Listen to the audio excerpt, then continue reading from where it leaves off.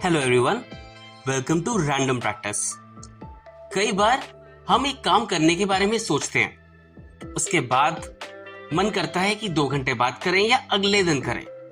अंग्रेजी में इसके लिए एक शब्द है प्रोक्रेस्टिनेशन, जो कि है हमारा आज का टॉपिक।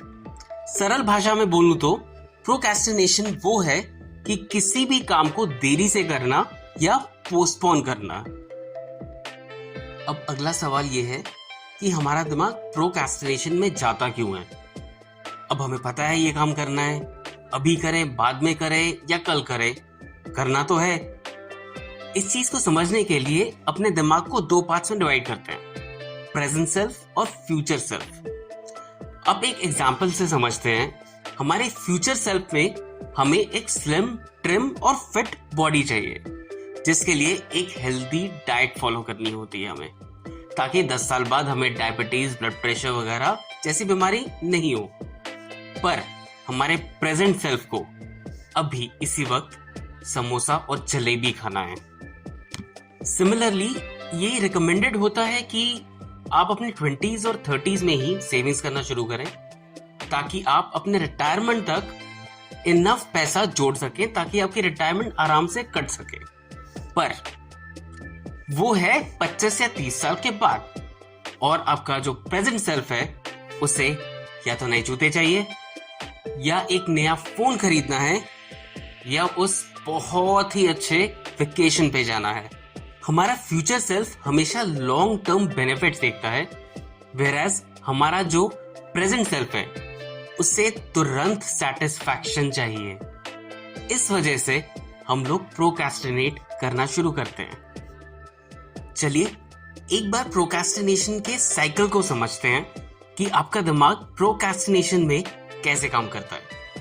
मान लीजिए आपको एक प्रोजेक्ट सबमिट करना है, जिसके लिए आपके पास काफी सारा टाइम है। तो आप सबसे पहले टास्क को अवॉइड करते हैं। भाई अभी तो बहुत टाइम है, आराम से कर लेंगे।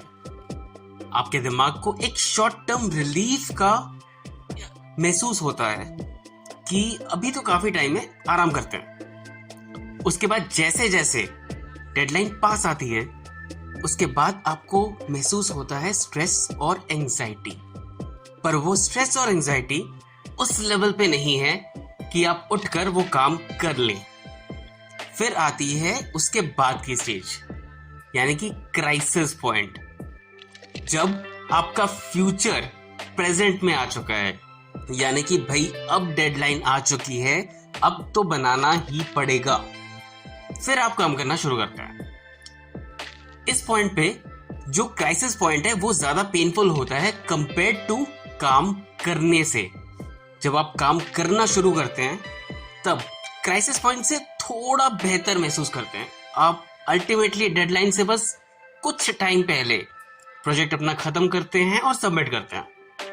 और सबमिट करने के बाद आपको एक रिग्रेट महसूस होता है एंड थोड़ी सी शर्म भी कि काश मैं प्रोक्रेस्टिनेट नहीं करता।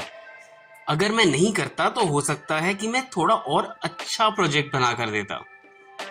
और फिर कसम खा लेते हैं कि भाई अगली बार प्रोक्रेस्टिनेट बिल्कुल भी नहीं करेंगे। पर अगली बार जब टास्क आता है, सेम चीज और सेम साइकिल रिपीट होता है। अब अगला सवाल, इस प्रोक्रेस्टिनेशन के साइकिल से बाहर कैसे निकले, कैसे रोके अपने आप को प्रोक्रेस्टिनेशन करने से। अब ये ओवरनाइट नहीं हो जाएगा, रातों रात कोई चीज पॉसिबल नहीं होती है और ये मुश्किल है। इसलिए एक step by step process design करते हैं, जिसको फॉलो करके आप प्रोक्रेस्टिनेशन से बाहर निकल सकते हैं। चलिए शुरू करते हैं। Point number 1, deal with your fear. Fear एक बहुत ही इंपॉर्टेंट फैक्टर है जो प्रोक्रेस्टिनेशन में एक इंपॉर्टेंट रोल प्ले करता है। फियर हो सकता है fear of failure, fear of making mistakes, और या fear of success. Fear of success इसलिए क्योंकि डीप डाउन हम विश्वास रखते हैं कि आई डोंट डिजर्व इट, मैं इस सक्सेस के लायक नहीं हूं। ये चीज बहुत ज्यादा आपको हैंडीकैप बनाती है कोई भी काम करने में या कोई भी गोल अचीव करने में। तो सबसे पहले फियर को अपनी जिंदगी से बाहर निकालिए, जो कि प्रोक्रेस्टिनेशन को ओवरकम करने में इस हैबिट को ओवरकम करने में सबसे पहला और सबसे इंपॉर्टेंट पॉइंट है। Point number 2, make a list. एक लिस्ट बनाएं जो भी टास्क आपको अकम्प्लिश करना है और उसके साथ एक टाइमलाइन लिखें कि कितने टाइम में आपको वो टास्क खत्म करना है। ये इंपॉर्टेंट है क्योंकि एक सारे टास्क आपके सामने रहेंगे उस लिस्ट के फॉर्म में, प्लस आपके पास एक डेडलाइन रहेगी हर एक टास्क के आगे कि आपको उस टाइम तक ये टास्क खत्म करना ही करना है। इससे आप अकाउंटेबल रहेंगे वो टास्क कंप्लीट करने के लिए, और आपका जो प्रेजेंट सेल्फ है वो थोड़ा जल्दी आएगा आपके दिमाग में और आप उस डेडलाइन के अकॉर्डिंगली काम खत्म कर पाएंगे। Point number 3, break projects down into segments. कई बार एक बहुत बड़ा प्रोजेक्ट होता है जो हमें करना होता है, पर वो इतना बड़ा होता है कि हम देखते ही होपलेस हो जाते हैं, भाई ये तो बहुत बड़ा है, ये तो होगा ही नहीं। इस केस में आप उस प्रोजेक्ट को सेगमेंट्स में डिवाइड करें, अलग अलग काम डिवाइड करें और उसके आगे हर सेगमेंट के लिए एक डेडलाइन रखें और उसे कंप्लीट करें। जैसे कि आपको कोई बहुत बड़ी फैमिली गैदरिंग ऑर्गेनाइज करनी है तो सबसे पहले आपको गेस्ट लिस्ट बनानी है, आपको डेकोरेशन का काम देखना है, खाना, ड्रिंक्स वगैरह वगैरह। इसी तरह आप सेगमेंट्स में डिवाइड कीजिए हर काम को ताकि वो बड़ा प्रोजेक्ट छोटा लगे और आप आराम से स्टेप बाय स्टेप उसे कंप्लीट कर पाए। ये भी प्रोक्रेस्टिनेशन की हैबिट को तोड़ने में आपकी बहुत मदद करेगा। Point number 4, try the 2 minute rule. जब भी आपको कोई काम करना हो, आपके मन में एक ख्याल आता है कि अभी मेरा मन नहीं कर रहा है, मैं बाद में करूंगा, या अभी तो बहुत टाइम है, शाम को कर लेंगे, अभी तो जस्ट सुबह ही चल रही है, तब आपके दिमाग में एक घंटी बजनी चाहिए कि आप प्रोक्रेस्टिनेट कर रहे हैं। 2 मिनट रूल एक सिंपल स्ट्रैटेजी है कि अगर कोई काम शुरू करने में आपको सिर्फ 2 मिनट लगते हैं तो वो काम आप तभी उसी वक्त 2 मिनट में करके खत्म कर लीजिए। अगर आपको बर्तन धोने हैं तो उठिए और बर्तन धो लीजिए। अगर आपको अपना बिस्तर ठीक करना है, उठिए और बिस्तर ठीक कर लीजिए। प्रोक्रेस्टिनेट मत कीजिए। ये छोटे छोटे काम प्रोक्रेस्टिनेट अगर आप करते रहेंगे तो एक दिन ये छोटे छोटे कामों का बाद में पहाड़ बन जाएगा जिसको करना ज्यादा मुश्किल है। इसलिए बिना डिले किए ये छोटे छोटे काम 2-2 मिनट में खत्म करते रहिए अपनी डेली एवरीडे लाइफ में। Point number 5, set small goals. अब ये पॉइंट बहुत ही सिमिलर है एक पॉइंट जो हमने जस्ट थोड़ी देर पहले डिस्कस किया है, जो है ब्रेकिंग प्रोजेक्ट्स इनटू सेगमेंट्स।